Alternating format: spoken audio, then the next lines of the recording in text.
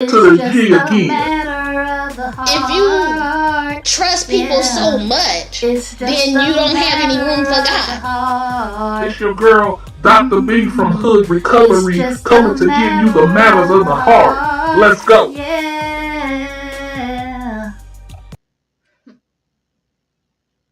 What's up, y'all? It's your girl, Dr. B from Hood Recovery, representing the OG, Triple G, and I'm from the G. And this season is about matters of the heart. Today, we're going to have a lot of childhood confessions along with probably the next few episodes. But we're going to talk about colorism. And I'm going to get my glasses because, sometimes I can't see. And I want to make sure I get all my points across. But, I put a lot of my childhood in my purpose journey after I finished the dissertation of 7, A Pathway to Purpose. And so I don't know about you, but I was told by a family member not to like dark-skinned boys because when we got older, we would have tar babies. That's right, T-A-R, tar babies. Like, that was like so harsh in a way to tell a child. That was very interesting and confusing. But what was even more confusing was when I got a little older and my friend was dating this guy and I thought his friend was cute and I was like, hey, hook us up. And he told her, oh, well, she's cute, but she's too dark for me. And I was like, too dark for me? Hold up. He's darker than me. But, when I think about it, within our families, at least my family, it was always like light skin with a dark skin. There was never like two of the same. Never really put all of that together, but it was so confusing, right? And so, not only was it confusing, it just really ran my insecurities from being bullied as a child, being called darky, porch monkey, blackie, name it, they said it because, kids are so cruel. But, however, before I get too far into it, I'm going to let Dr. Nikki, our Ratchet Remix therapist, come on board and show us her video and give us her thoughts on everything. Everybody welcome the old me, Dr. Nikki. Hey, it's Dr. Nikki with Hood Recovery, serving you that Ratchet Remix therapy with some Therahoodlytics on the side. And today we're talking about colorism. And let me say this. I don't care if it's colorism, racism, stereotypes, any ism. When I was younger, it was confusing as bleepity bleep. And for all my cussing cousins out there, that is my words for cursing because I told the new me that I would not curse. And so in the words of Canton Jones, I'm going to stay saved. And so let's go ahead and take a look at this Ratchet Remix Therapy video that I prepared for you. Let's roll it. What's up, y'all? It's your girl Victorious, aka Victoriously Speaking. This is life, where we live independently for excellence. I know it's not easy out there, y'all. It seems like you take 2 steps forward to get knocked 4 steps back. I want you to know that you're not alone. Yeah, he seriously got good hair too. He got good hair. No, because that's colorism when we say that. Yeah. That's colorism. That's colorism when we say that. So because the opposite. See, the thing is this. Even like the thing when they keep on saying when they saying Becky with the good hair. So if Becky got the good hair, then what? Someone's got the bad hair. Well, who got the bad hair? We are family. What happened to love? What happened to peace? What's your name? My name is Austin. Your name is Austin?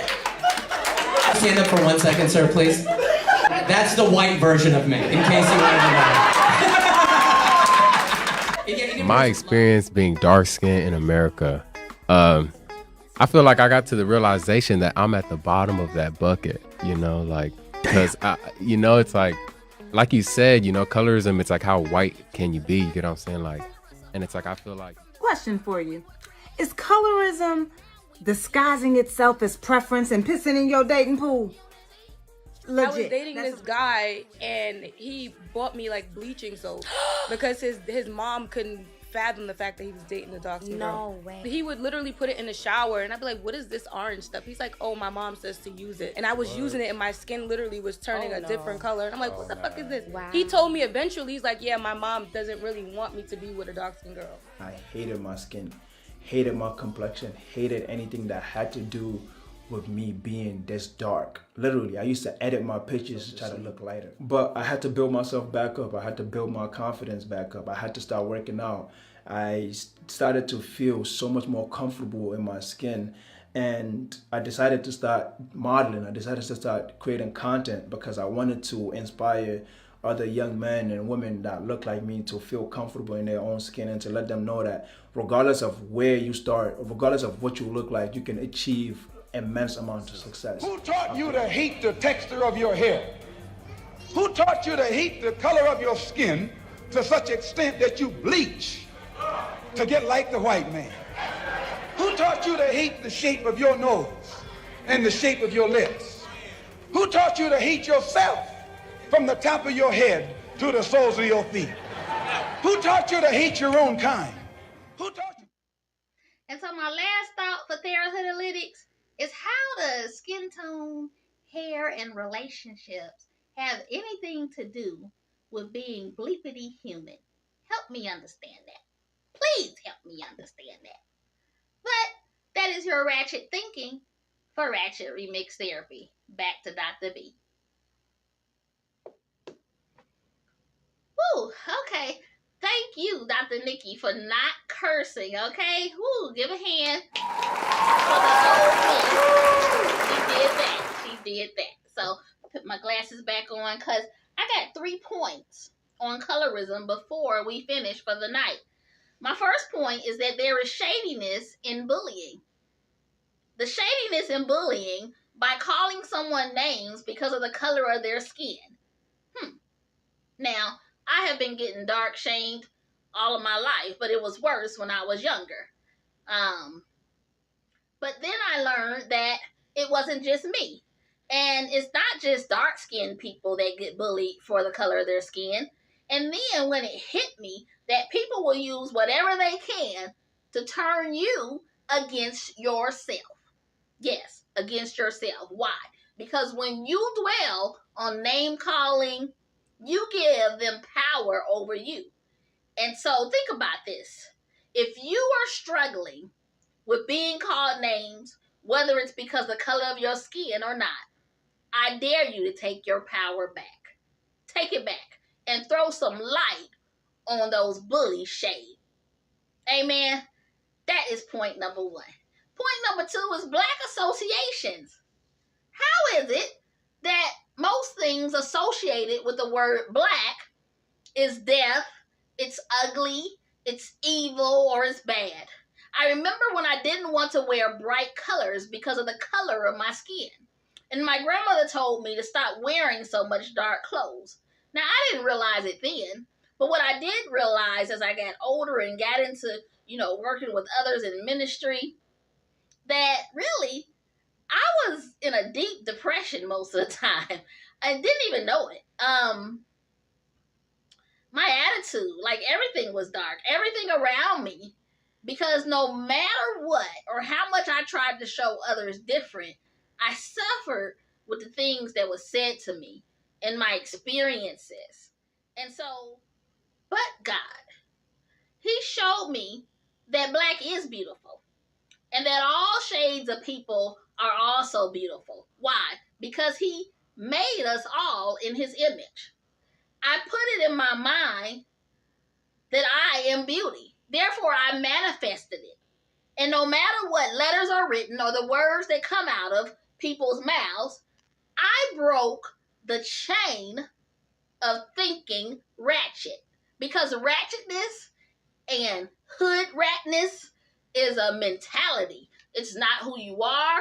It's not where you at. It's not the things you do. It's what you think. And if that's the way you're going to think, then that's the way it's going to be. Amen.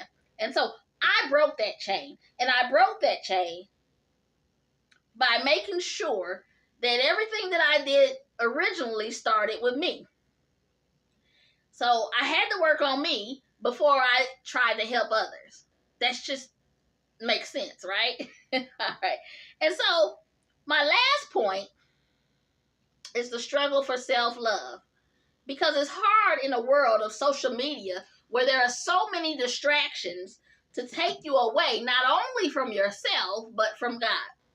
There is love and truth in God, but we search for love and truth in people that can't be found 100% of the time. Why? Because people will fail you. I don't believe that any bully, racist, or bigot understands the magnitude of the words that come out of their mouth or the things that they think.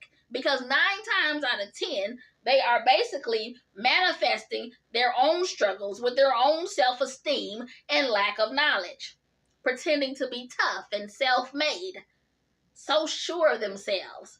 But deep down, they are just reflections of their past, and they want the same thing you do. They just don't know how to show it. So break that cycle and try to love yourself. And my final thought, in matter of the heart, is love you more than the words that spread against you. No matter the color of your skin, be proud of who you are and manifest your love, your light, and your confidence. You'll be surprised of how things change in your life. Amen? All right, so that was Matters of the Heart, Colorism. Join us next week for episode 2. We're going to talk about family problems, and remember to like, share, and comment. You can also call 855-795-3537 and tell us your matter of the heart. We may be able to help you out with that too. All right. Bye-bye. See you next week. Who taught you to hate the texture of your hair? Who taught you to hate the color of your skin to such extent that you bleach to get like the white man? Who taught you to hate the shape of your nose and the shape of your lips? Who taught you to hate yourself from the top of your head to the soles of your feet? Who taught you to hate your own kind? Who taught you to hate the race that you belong to? So much so that you don't want to be around each other. No, before you come asking Mr. Muhammad, does he teach hate? You should ask yourself, who taught you